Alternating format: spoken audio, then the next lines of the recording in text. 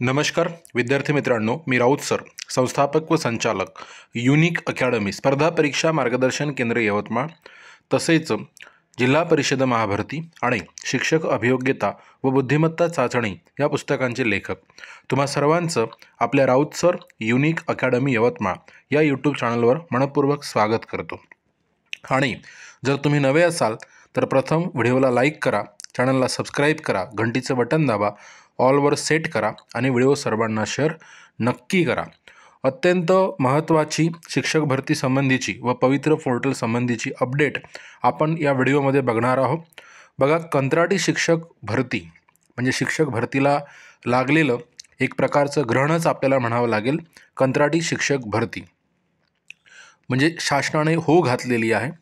Second phase त्यामुळे धोक्यात येत आहे।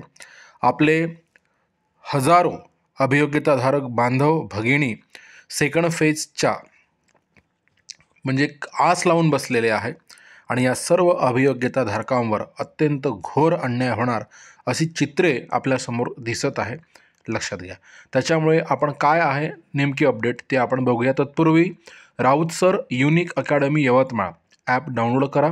CTETचे आतापर्यंतचे झालेले सर्व पेपर स्पष्टीकरणासहित आणि नोट्स हे मोफत मिळवा। ॲपची लिंक व्हिडिओच्या डिस्क्रिप्शन बॉक्समध्ये दिलेली आहे। सोबत थर्ड टेट प्रस्तावित आहे। शिक्षक अभियोग्यता बुद्धिमत्ता चाचणी TIT 2025 सर्व विषयांसह फक्त 1099 रुपयात ही बॅच तुम्हाला मिळत आहे।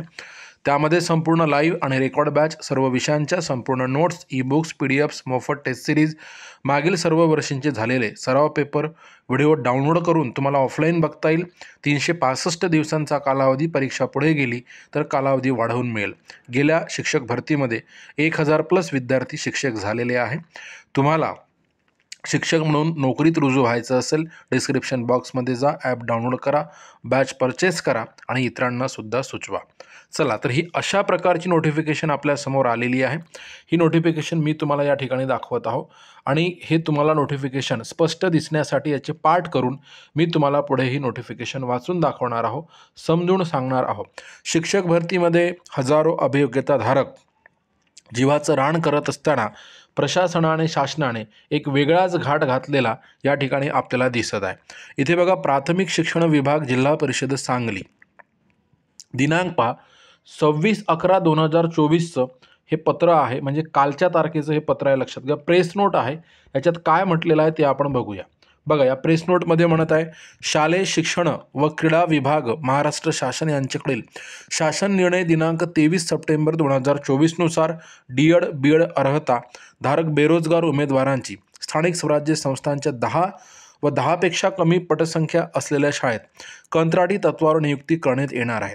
मित्रांनो, आता बघा, हा जो निर्णय आहे कंत्राटी शिक्षक भरतीचा, याला आपला तीव्र विरोध आहे। महत्त्वाची गोष्ट, तीव्र विरोध आहे। आणि मला सांगा, भरती रेंगाळ ठेवून ही कंत्राटी भरती करण्याची अक्कल आपल्या शासनाला सुचते कशी, हा सगळ्यात महत्त्वाचा मुद्दा आहे। आता बघा, यासाठी अर्ज सादर करण्याची मुदत दिनांक 10/12/2024 म्हणजे पुढच्या डिसेंबर महिन्याच्या 10 तारखेपर्यंत आणि अर्ज सादर करण्याचे ठिकाण प्राथमिक शिक्षण विभाग जिल्हा परिषद सांगली असं म्हटलं गेलेलं आहे। आता हे सांगली जिल्ह्यासाठी आहे, हळूहळू सर्वच जिल्ह्यांसाठी हे निघेल, लक्षात घ्या।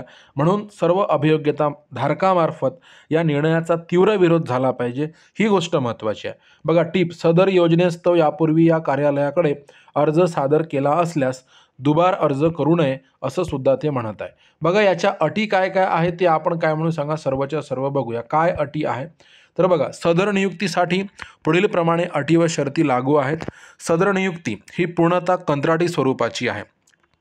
सदर नियुक्ती कंत्राटी तत्वावर असल्यामुळे संबंधिता शासनाच्या कोणत्याही संवर्गात सेवा समावेशनाचे, सामावून घेण्याचे व नियमित सेवेचे इतर कोणतेही लाभ मिळण्याचा अधिकार किंवा हक्क नसेल।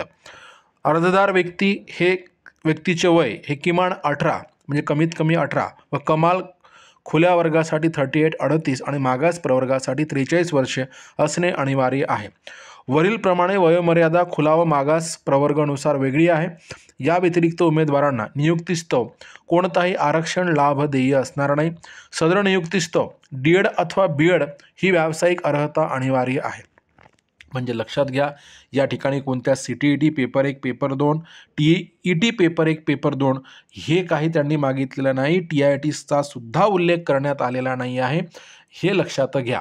नंतर काय म्हणत आहे 6वा मुद्दा पहा. या ठिकाणी इथे सांगितलं जात आहे तुम्हाला की 10 व 10 पेक्षा कमी पटसंख्या असलेल्या ज्या शाळेमध्ये पद उपलब्ध आहे तेथील स्थानिक रहिवासी असलेल्या उमेदवार संबंधित म्हणजे स्थानिक रहिवासी असलेला उमेदवार जर मिळत नसेल तर संबंधित तालुका रहिवासी उमेदवार तदनंतर जिल्हा रहिवासी उमेदवार या अनुक्रमानुसार प्राधान्य देण्यात येईल.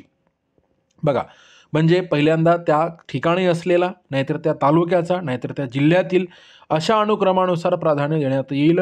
सदर नियुक्तीचा कालावधी एका शैक्षणिक वर्षासाठी असेल. म्हणजे कल्पना करा, एक वर्षभरासाठी जी भरती चालू आहे त्याचे दिवे शासनानं लावणं होत नाही आहे आणि असली नाटकं शासन आपल्यासमोर करत आहे.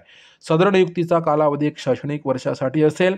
आवश्यकतेनुसार सदर नियुक्ती कालावधी नूतनीकरणाचे अधिकार या कार्यालयाचे असतील.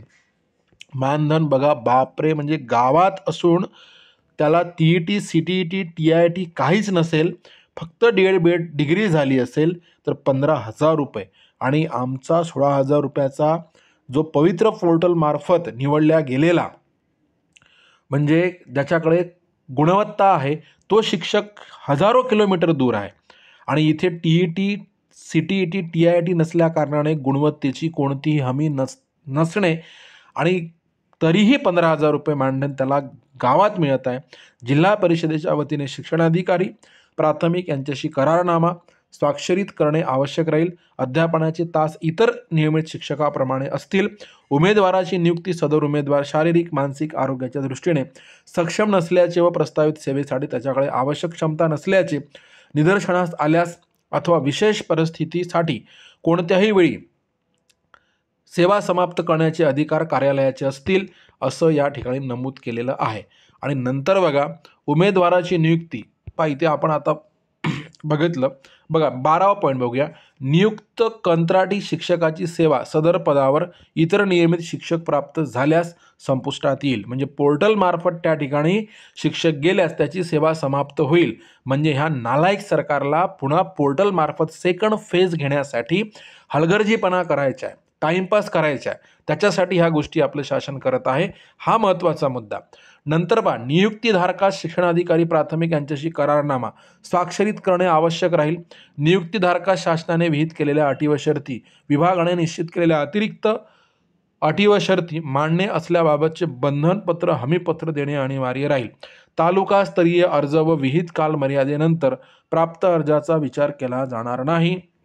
म्हणजे जो हाजीर तो वजीर, गुणवत्ता गेली उडत. लक्षात घ्या, म्हणजे पडेगा इंडिया तभी तो बढेगा इंडिया, लेकिन विदाउट गुणवत्ता कैसे पडेगा इंडिया, कैसे बढेगा इंडिया, याचा विचार आपलं शासन करत नाही आहे. खाली मोहन गायकवाड शिक्षणाधिकारी प्राथमिक जिल्हा परिषद सांगली यांची सिग्नेचर आहे. मित्रांनो, इवन शिक्षकांच्याच मुळावर शासन उठल्याचं नाटक करत आहे, लक्षात घ्या मित्रांनो. म्हणून याचा विरोध, अत्यंत तीव्र विरोध होणं गरजेचं आहे. आणि तसेच पुढे थर्ड टेट प्रस्तावित आहे, 2025मध्ये होईल. ती सर्व विषय 1,099 रुपयात आपण थर्ड टेटसाठी घेतो आहे. लक्षात घ्या, यामध्ये संपूर्ण लाईव्ह सर्व विषयांचे नियमित आणि रेकॉर्ड बॅच, सर्व विषयांच्या संपूर्ण notes, e books, test series, मागील सर्व वर्षींचे झालेले सर्व पेपर स्पष्टीकरणासहित आणि टेस्ट सिरीजमध्ये 50 टेस्ट पेपर आणि 50 सोल्युशन पेपर मिळेल. तुम्हाला त्यातील व्हिडिओ डाउनलोड करून ऑफलाईन बघता येईल. 365 दिवसांचा कालावधी आहे. गेल्या शिक्षक भरतीमध्ये 1,000+ विद्यार्थी आपल्या क्लासमार्फत लागलेले आहे. तुम्हाला शिक्षक म्हणून कायमस्वरूपी आपल्याला नोकरी मिळवायची असेल तर लगेच डिस्क्रिप्शन बॉक्समध्ये जा, ॲप डाउनलोड करा, बॅच परचेस करा आणि शिक्षक म्हणून रुजू व्हा. व्हिडिओ आवडला असेल व्हिडिओला लाईक करा, चॅनलला सबस्क्राईब करा, घंटीचं बटन दाबा, ऑलवर सेट करा आणि व्हिडिओ सर्वांना शेअर नक्की करा. Thank you so much.